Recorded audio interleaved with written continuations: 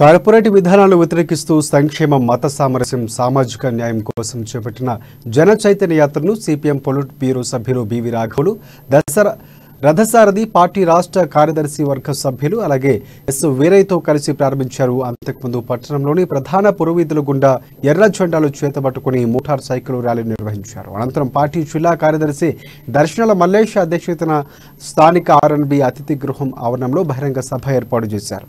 కేంద్ర రాష్ట్ర ప్రభుత్వాలు ప్రజా సమస్యలు కూడా గాలికి వదిలేశాయని, ఇచ్చిన హామీలు విస్మరించాయని ఆరోపించారు. అందుకే జన చైతన్య యాత్ర ద్వారా ప్రజలు జాగృతం చేస్తున్నామని తెలిపారు.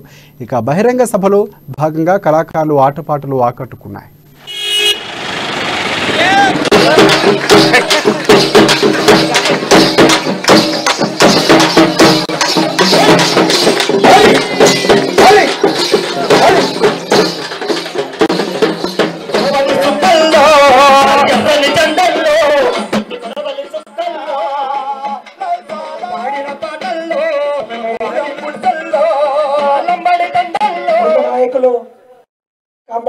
దేశవ్యాప్తంగా ఇటువంటి యాత్రను జరపాలని చెప్పేసి ఒక నెల క్రితం నిర్ణయించింది.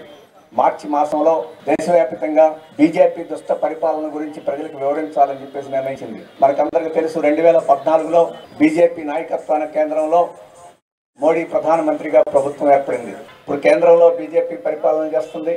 ఇక్కడ ఆదిలాబాద్ పార్లమెంటు స్థానం అంటే కేంద్ర ప్రభుత్వంలో ముఖ్య పాత్ర నిర్వహించే పార్లమెంట్ సభ్యుడిగా కూడా బీజేపీ వాళ్ళు